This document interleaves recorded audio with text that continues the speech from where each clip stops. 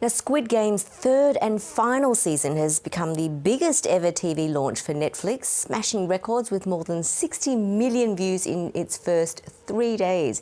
It comes 4 years after the Korean thriller first made waves, drawing global audiences to the dark and twisted side of Korean pop culture. Well, Beverly Wang, ABC's national culture correspondent and host of podcast Stop Everything, is here to tell us more. Beverly, season 3, apparently the final one.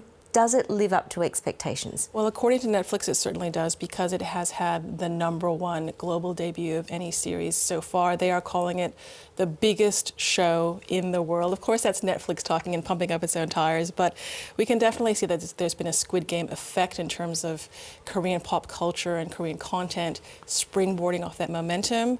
If you want to talk about the show itself, I think that it does deliver on some of those really heavy themes of capitalism, inequality, the nature of humanity.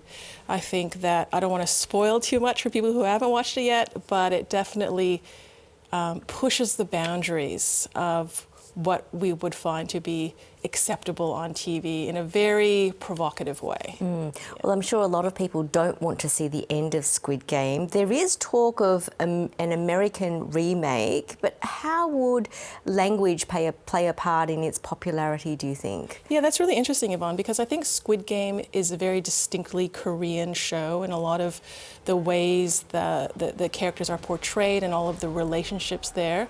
So when I see reports of possible American spin-offs of Squid Game, I do wonder about how the cultural translation will play off. But it is interesting to think that there could be. David Fincher is a filmmaker. He's made Seven, he's made The Social Network, so he kind of has experience in this gritty content.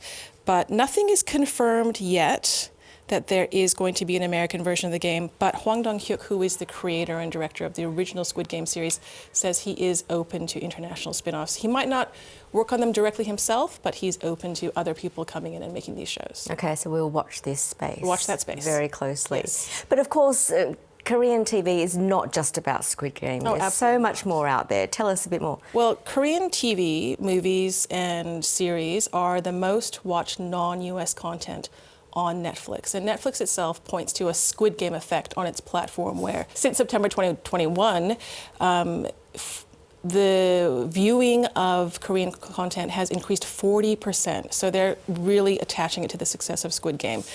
But if you have an Asian background, I think you'd be very familiar with the existence of K-dramas, for example, loved the world over by Asian aunties and grandmas, you know, in Taiwan, in China, in Japan, in Thailand.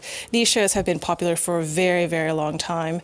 And I think they differ from English-speaking content because they're willing to go really long in their series, 16 episodes per series, usually, compared to, say, we see English language series sometimes limiting down to 6, 7, or 8 episodes per season.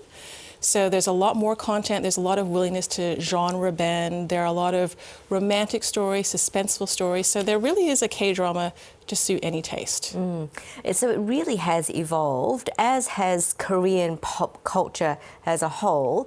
Tell us a bit more about Hallyu and how it's gained popularity worldwide. Hallyu refers to something called the Korean wave of pop culture. And so beginning in the late 1990s, the Korean government put a lot of conscious investment into the creative industries with a view to growing the creative industries and exporting them.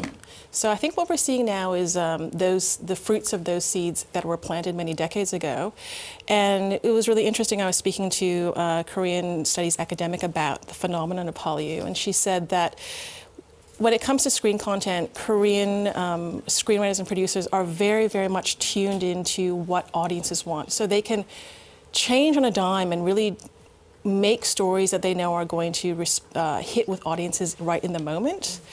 And there's, I think, something about Korea as a country which is very interesting, compelling, yet not quite as known as other countries from Asia where we might be more familiar with the traditional culture. So Jo Elfing Hwang, who is a Korean studies professor at Curtin University, has talked about how Korea is kind of like a blank space that you can imagine other stories on. I think that speaks to the success of Squid Game, but also we can note Parasite. Parasite was the Best Picture winner at the Oscars a couple of years ago. So we can see that the huge investment into Korean content. I think the willingness to explore themes that can be a bit darker is really resonating with audiences worldwide. It really is. Yeah. Beverly, thanks so much for coming in. Really appreciate your time. Thank you.